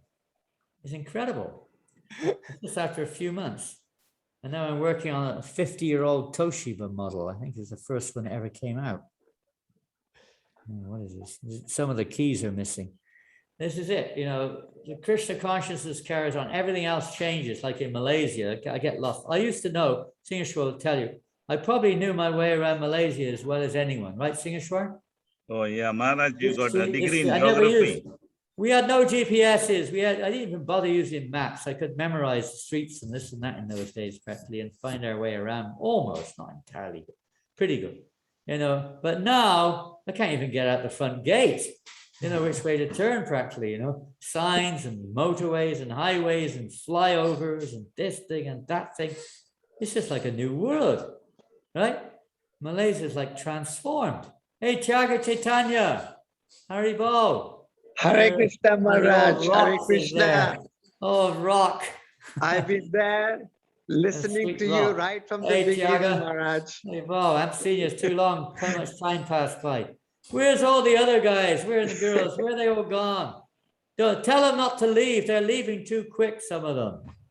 You know?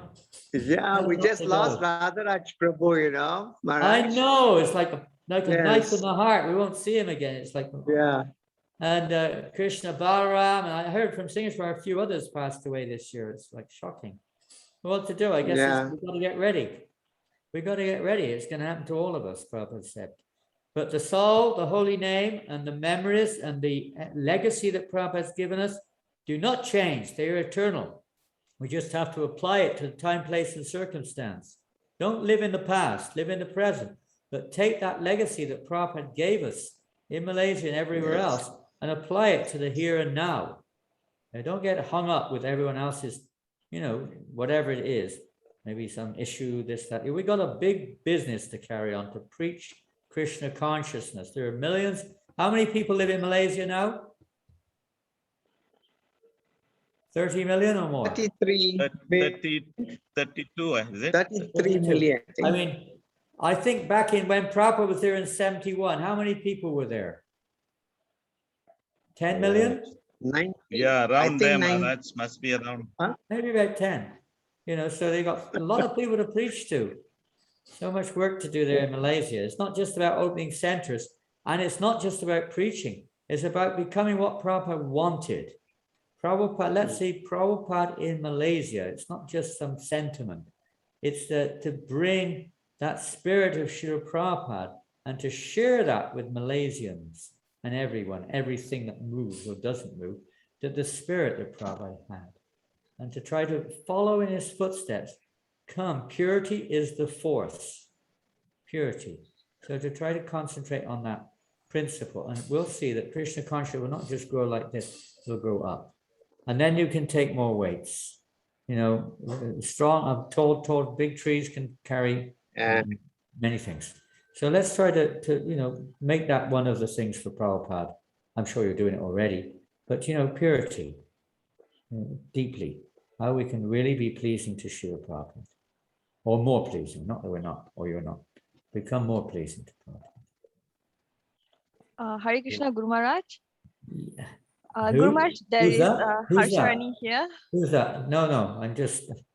You know, when you're in public, it's nice to say that, but when you're in public, we don't address our spiritual master in that way, because most of the devotees online are, you know, disciples of different devotees, and you know, it can be a little embarrassing when we say that, or not say embarrassing, but a little bit disconcerting to others. So when we're online, you don't, best not to use the word, you know, what we just mentioned just now. Let's say Sure. Maharaj. Sure, Maharaj. Okay, Maharaj, we have a question from Bhaktin Kavitini here. We have a question. Yes, Guru Maharaj. From Yes, who? Maharaj. From Kavitini, Bhaktin Kavitini. Kaviti. Yeah. Kaviti. Yes. She have asked here, Maharaj, what inspired you to use Guru Astakam Bhajan to construct the format, the whole visit of Prabhupada in Malaysia book? The structure of Guru Astakam. That's interesting. You should say that. I almost forgot about that, actually. Yes. Well, it's a good question. I'm sure he had a good answer at that time. I don't want to guess, but it's as good as anything, that's for sure. I'll tell you one thing, because Prabhupada did, as I said earlier just now, introduce the Gravastakam prayers in Malaysia when he was there to those devotees, except for Bali Madan. He introduced it to the others for the first time. And he sang it himself there in Malaysia. And so in one sense, at that time, and as I say, I wasn't living myself in the temple when Prabhupada was in Malaysia. I hadn't even come. I came a few months after Prabhupada was in Malaysia, maybe August, but more or less to the day, 50 years ago to the day that I was became involved in Krishna consciousness. Now, what's the date today? August, yeah. So this launching of the ebook is, as you said, is the 50th anniversary this year of Prabhupada in Malaysia. Is that right? Have I got it right? Yes, Maharaj. Yes, Maharaj. Yes. Is that right, Siddhi Ozara? You changed your name. Yes, Maharaj. I changed your name. Who have you taken new initiation from?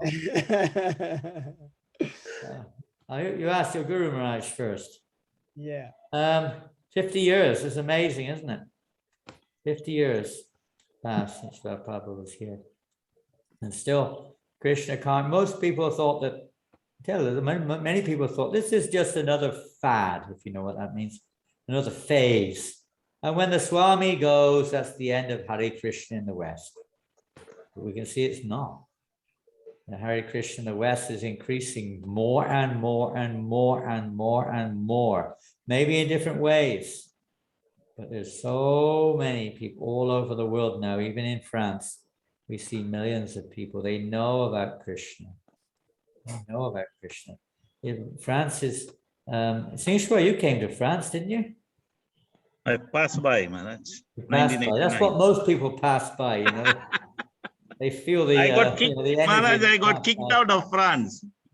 I must have done something really bad. I think I committed too many offenses in Malaysia. I got banished to France. I was kicked out in France. Huh? I was kicked out. I was kicked out from Spain. I entered France, and the French threw me out because I didn't speak the language. Well, you didn't know what they were saying. They don't speak I didn't have my visa, so I had to go back to Spain to do it. What to do? They love this. Actually, is a very wonderful place. The new generation here. We have so many old people coming. They're so sweet, you know. They're so simple. They don't know anything. And the young people are just like everywhere else. It's a great preaching field. Malaysia is the greatest, one of the best preaching fields. You ask many of the Western devotees who've been to Malaysia, one of the best preaching fields in the world. And it's only, Prabhupada said, nothing outside can stop our movement. It's only within. You know, because we know, you know, I don't have to tell you how easy it is to dishearten each other by quarreling or undermining each other or criticizing each other, rumors, falsities, so many things can hijack our spiritual lives, hijack.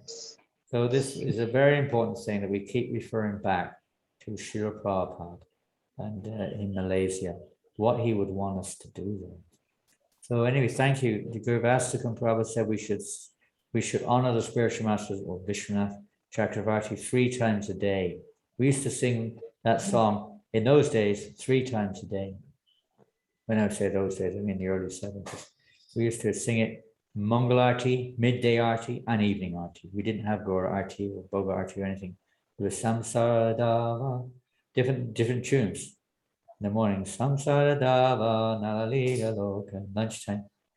Samsara Dava, Nalalita Loka, Tanaya Karanaga Naga Natham. In the evening, some other tune. I can't remember, some other, maybe not, maybe the same tune again. We sing it 3 times a day. It was really important to meditate on those words of the Vastakam. Secret, real secret of success is to, Prabhupada said that was the secret of his mission, was he made the spiritual master instructions, life and soul. And he took to heart also Vishwanath Chakravarti Thakur's words. This, the Gurvastakam prayer, you could say, in one sense, is his poetic expression of Vishwanath Chakravarti Thakur himself, of when he says, you know, the order of my spiritual master is all that matters to me. I don't care if I go to heaven or hell. That's all that matters. My only sadhana, my only sadhya, my only goal is to try to serve the order of my spiritual master. It's really important meditation. Really is. I mean, without the mercy of the spiritual master, we can never get Krishna. So yesterday was Krishna Janmashtami, today Guru Puja, Yasa Puja. So they go hand in hand. And people go straight to Krishna. This is actually, this in a sense separates those who are sincere, because pretty much everyone knows about Krishna Janmashtami. I'll tell you a funny story. I was talking to one boy in Jamaica. He's staying in Jamaica, if you ever heard that, is in the Caribbean, on the phone the other day. The English boy, he's from Jamaican family. He phoned me up. I was talking to him on the phone the other day. His mother's from Jamaica. She just left her body. And I was asking if there are any Indians in Jamaica, because there's a lot of Indians in most British colonies. He said, yeah, there's tons of them. He said, but they're all Christians. There's hardly a handful of Hindus. There's some in 1 or 2 temples, he said, but 90% Christian. And I said, I don't know, I said something, well, how are they? He said, well, they're pretty good. He said, well, I said, how's that? He said, well, this week, all of them that he knows are all asking each other, what are you going to do for Janmashtami this year? And they're all Christians. They can't get in the blood. It's in the blood. It doesn't go away. Prabhupada, well, whoever met Prabhupada there in 71 is in their blood, even if they talk nonsense. Still, the truth is in their blood, planted there by Prabhupada. It's in the blood. So these Hindus in Jamaica, it's in their blood. Just like you see in Malaysia, I mean, without mentioning names. So many people have still got the blood of something Vedic, some Krishna conscious there. It's in them, you know, it just, Prabhupada said, just scratch the surface, it comes out, especially with Indians. Just so close to the surface, so close. Anything else? Hare Krishna, Maharaj. Narshingananda would like to ask a question, Maharaj. He asked too many questions. Yes, Guru Maharaj. Hare Krishna, Maharaj. You should be giving answers by now. I should, but I do have one question, Maharaj. First of all, please accept my humble obeisances. All glories to Srila Prabhupada.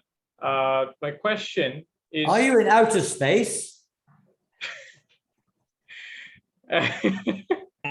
Or are you spaced out? It's a video filter. It's a filter. It's like a green screen. You know? It looks blue to me. Like Krishna It looks like a planet. Okay, go for it. Okay. I was listening and I wanted a little bit in depth on the point where you were referring on guru, disciple, strong importance. Of course, I know I'm your disciple, but the importance here is when we are talking about Srila Prabhupada, you had the most intense relationship as the disciple of the divine grace of Bhaktivedanta Srila Prabhupada. Can you give a little bit more insight on this, on the fact that how important was at that time, you know, forming into Krishna consciousness, how important it was that we actually followed the instructions of the spiritual master. I did read on the book, you did mention a lot about this. Srila Prabhu also did mention a lot about this, but from you, I just want to hear a little bit more on how in depth it was. for us to follow instruction of Guru, especially at that time? Well, there are many, more or less everyone else is more qualified, you could say, in that regards to speak.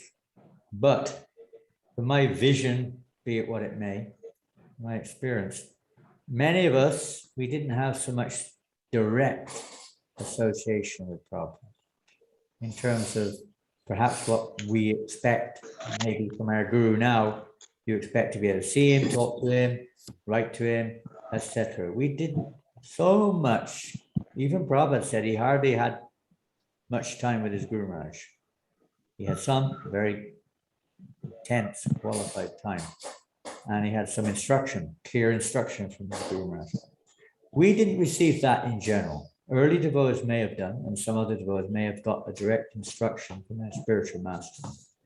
We took it that Prabhupada was speaking through, in the case of the temple president, in the case of senior devotees, in the case of the society, we accepted that was Prabhupada's will. It wasn't a question of, why should I listen to you? Now, don't forget, these devotees had only been in the movement a few months longer than we had, or maybe a few years at most. And they may have been even physically younger than we were. But we took it like that Prabhupada was so powerful. This is the sign of a guru. It's not, maybe other signs, but this is one of the signs, is that they empower people to act on their behalf. So we felt that then Prabhupada was empowering these devotees. And it's stunning when you take that responsibility, if you're open and to, let's say, guidance, etc., and open to the words of Srila Prabhupada, one also becomes empowered to do the impossible. One thing with Prabhupada was that if you take the instructions to heart, nothing is impossible. Nothing. Anything is possible, especially the chanting of the holy names of Krishna. So what was intense about that?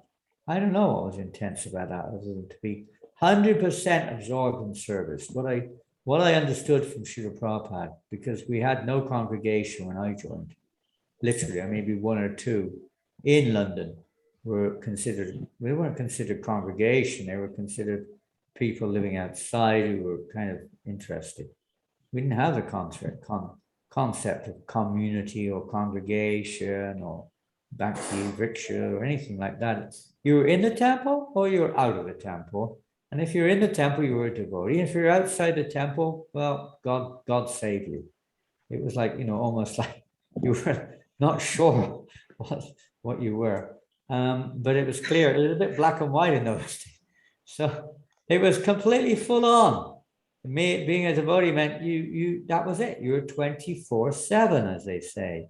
Constant. That came from Prabhupada. Because Prabhupada never, there was not a single, you couldn't put a pin in there. We all know the story of how Duryodhana wouldn't get the size of a piece of land the size of a pin. But you couldn't get a pin when Prabhupada was 24/7.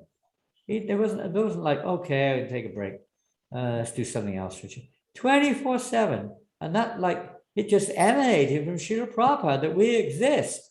The purpose of our existence was to be 100% engaged in Krishna service. There was no time to think about what I want. It never came up.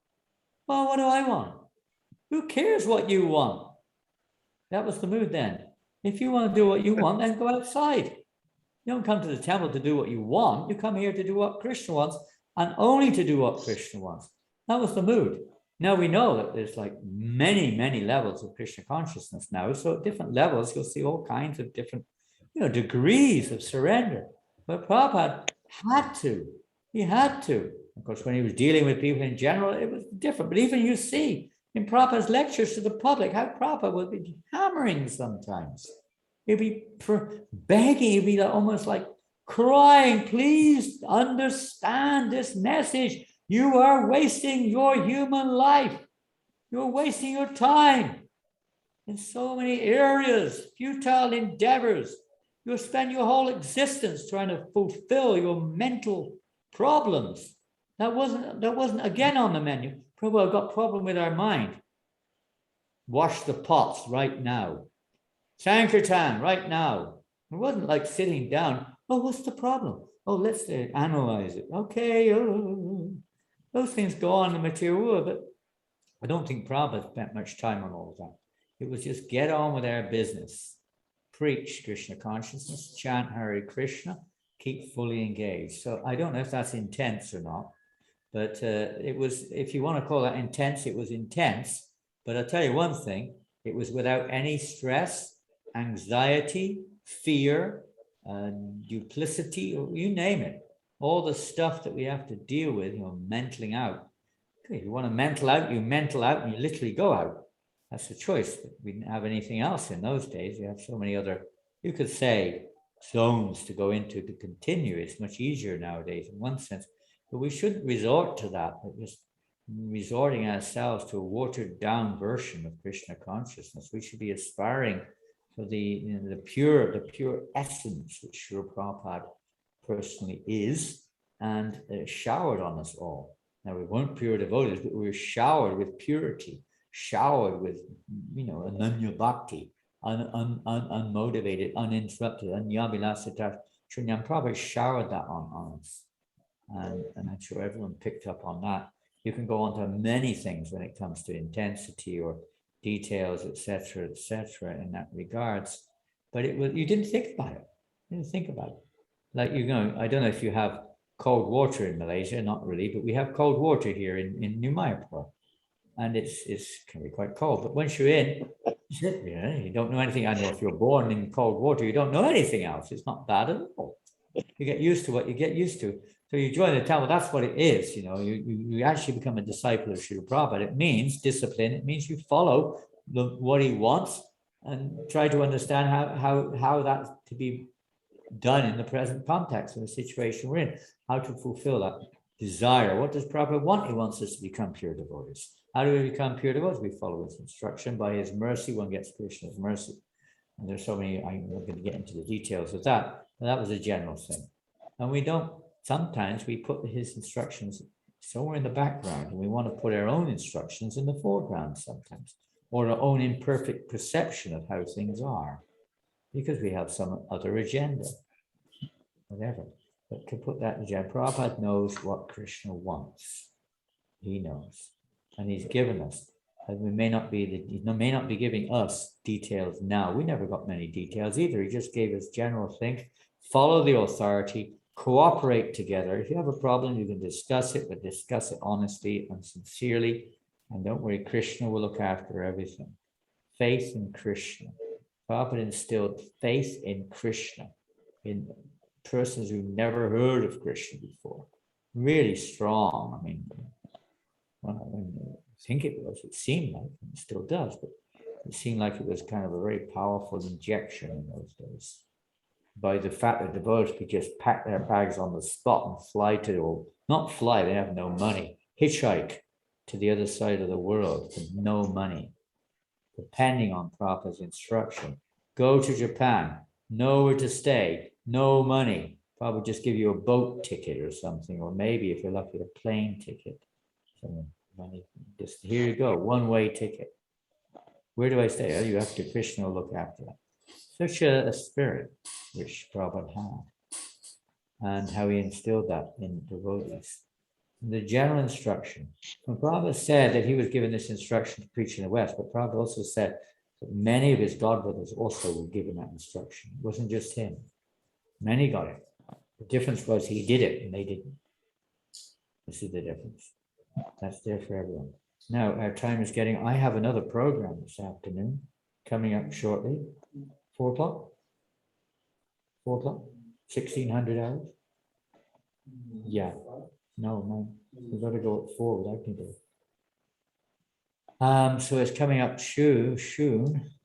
Another program with you Malaysian. I don't know if any of you are going to join us for that one. That's going to be like midnight on your time. I think you're 7 hours ahead of us, aren't you? Yeah. Are you? Yes. Yes. Yeah, definitely. 7 hours. I mean, 4 o'clock, that's 11. What they do with this pro, I can't understand it. They've asked us to come on up between 4 and 6. What type of lifestyle do you live over there? They're having the 24 hours Kirtan. Huh? 24 hours. It's like it was. 24 Oh, that's the hours. fun. You remember that Singeshwar? We used to start programs sometimes with Jayapataka Maharaj Shaga. You can remember. We start the program like 10 o'clock at night. Remember those days? I remember one initiation midnight. Jayapataka Maharaj, he started the initiation at midnight. And I think he had a plane at 4 o'clock or something, flying to Australia or something. In the morning. Crazy. I've never recovered, you know. I still can't sleep until about 3 in the morning since I was in Malaysia. We go to bed at 3 o'clock and get up at 4, you know, for Maharaj. It's bizarre. I think we got almost near to Bangla Arti, we got the Brahmin initiation. Sri Brahmin initiation at Mangalati, yeah. As Maharaj is getting ready to get in the car, he's giving you Brahmin initiation, right? Like that. At the airport, you know, just transiting, he'd come out somewhere or another, give a lecture, maybe give initiation and jump into the next plane. You know, I've never seen anyone in my life like Jayapataka Maharaj. He's not of this world. Incredible personality. Amazing. You know, he's one of those. He'd do anything for Prabhupada. Absolutely anything. Yeah. When will that day come? When will that day be? Oh, those initiation days are really scary. It's scary. I mean, you guys have to sit there for hours waiting when they'll get the beats or we whether have these they'll guys, get the beats. Siddhi Sadhana and Singeshwar and Sri and Loka and Deva and all that bunch. All going out on book distribution around the estates out here and doing there. doing the mantras again and again. Yeah, going to the marketplaces. You know, what is it? Tim Hyong Yao, Tim Hyong Yao, Tim Hyong Yao. You trained me to say that, Maharaj. I don't know where you learned. I started that one. That was one of my. I'm to blame for that one. I started. You have to thank Jayapataka Maharaj for that. It was in BM. We started in BM. There was a program in BM, and the temple was packed, waiting for your Guru Maharaj. He'd gone somewhere shopping or something. I don't know where he went, somewhere. And it was 10 o'clock, you know, and everyone was getting quite a little impatient. So I said, let's just go on Hari Nam, because there's a new shopping mall just opened it up until 11 or something. We went down the road and did Hari Nam, and there was a big crowd of people gathered around. And so I just took my shutter and just went down like this with the shutter. And people were throwing money in there like anything. So we started it because Jayapataka Maharaj was late for the program. Started. Then it kind of caught on after that. Yeah, Krishna arranges different things in different ways. Amazing.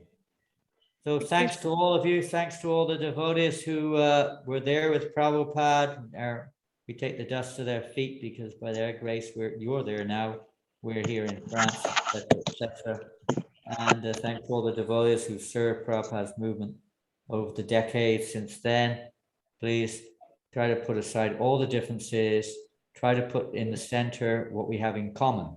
We all have that in common. We can take shelter of Srila Prabhupada's instructions to their best capacity. Try to be respectful to all the devotees, whoever they are. I know it's difficult sometimes because of whatever conditionings we have, and try to be humble. And Prabhupada will be very happy. We work together cooperatively to try to push on this movement in Malaysia, Singapore, wherever you are. Prabhupada will be very happy with you all.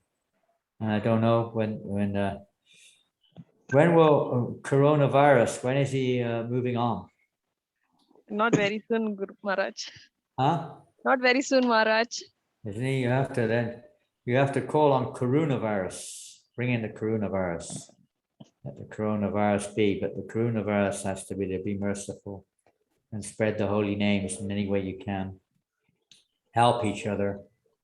There's something good between everyone, even though it's sometimes hard to see. But try to encourage everyone. Put aside all the negativities as much as we can, and try to, encourage the devotees to push forward in preaching. If we're in the spirit of preaching, we haven't got time to think about all these other issues.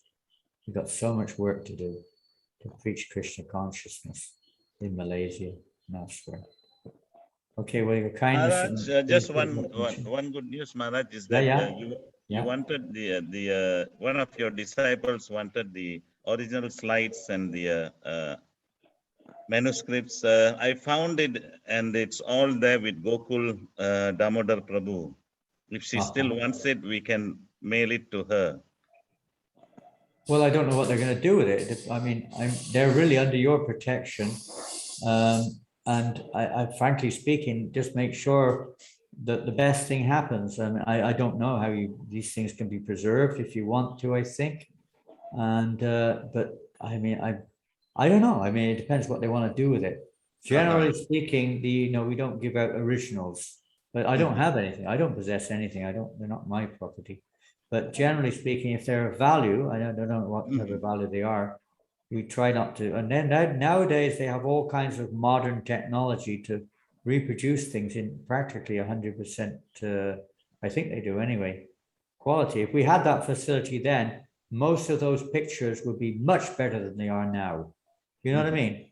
Yeah. Many of those pictures were faded when we got them. They were poor quality. Yes. They could be enhanced. I think they have techniques of enhancing pictures now, which they didn't have, at least we didn't have in those days. So many.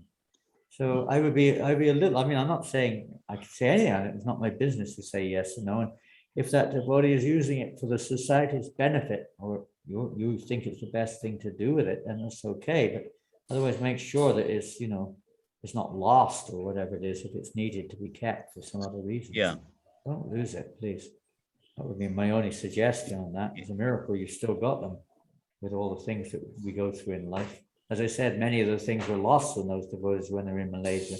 Not just the memories, but factual things were lost. So try not to lose them if you can. It might be very useful in the future. And my last request is please think about that, the book on the history of ISKCON in Malaysia. It'd be very nice. I mean, it has to be done in a very respectful way and not a slanted way. Sometimes people have, a particular vision. It has to be a balanced presentation. So we can learn from our mistakes. We can learn from mistakes as much as we can learn from proper behavior. We have to learn. Honesty. Being honest, we have lots to learn. Not just eating in the wrong place, or how to cook kachoris, or how to chant the samsara prayers, or how to fly a helicopter, or whatever it is. There's so many things we have to learn. We don't need to fly a helicopter. We have to learn to fly, as Prabhupada said, you have to learn to fly your own kite back to Godhead. To take advantage of this great opportunity. Hare Krishna. Jai, thank you all. I don't know who's there. I can only see 6 faces, 1 from France, 1 from New Zealand, and 4 from Malaysia. And let me see view. I'm just going to see lots of devotees there, actually. Malosta Vaishnava Kripa Prabhu is there. Yeah. Dar's there. Mukunda. How you going, Mukunda? Bimala. Kalesh, I don't know everything. There's LKC Kalesh. Who's LKC Kalesh? Looking good. Doesn't look like Kalesh. Looking cool. He quickly took his picture off as soon as I said that. Shiva Chaitanya, Ki Jai, Rishikesh, yes, in New Zealand. God, somewhere in New Zealand. There's 1 or 2 from New Zealand.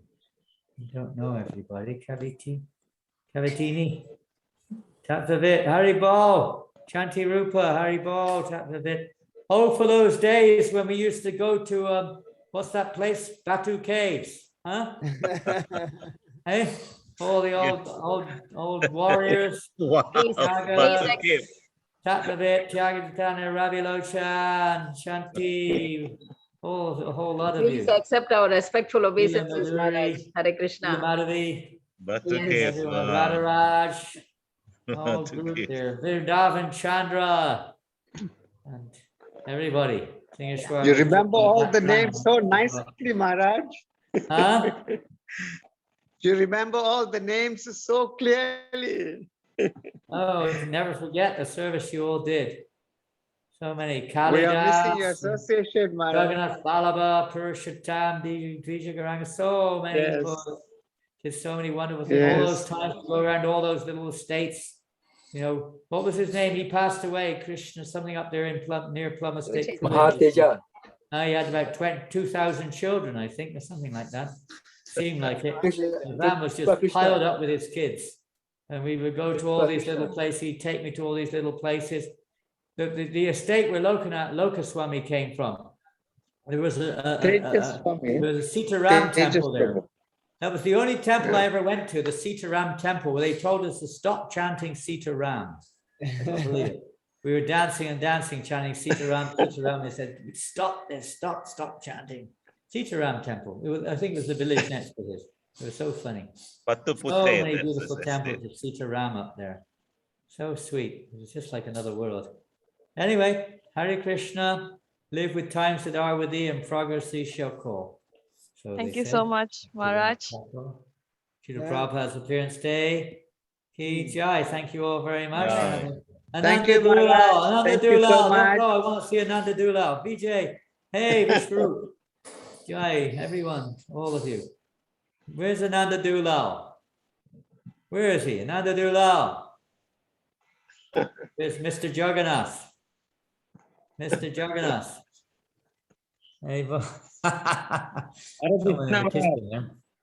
Anyway, whoever you are, thank you. Look after your heart, Ananda. We're thinking of you. We hope that you'll pull through. Please keep your health together if you can. Rath Yatra will never be the same without you. You've got to start Rath Yatras again as soon as you can.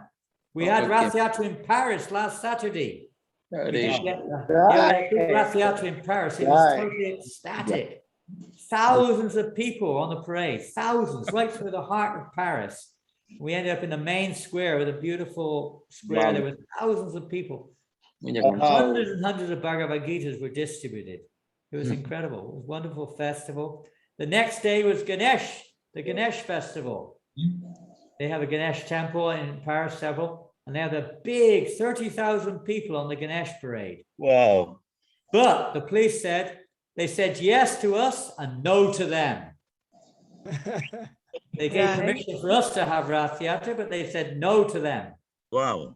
Let's see how Lord Jagannath, amazing, which is quite something, because theirs is like an international festival. We're just small fry compared to them. Anyway, I hope the Rath Yatras kick off again in Malaysia in the near future, and maybe we can come again. Srila Prabhupada ki jai. Jai. On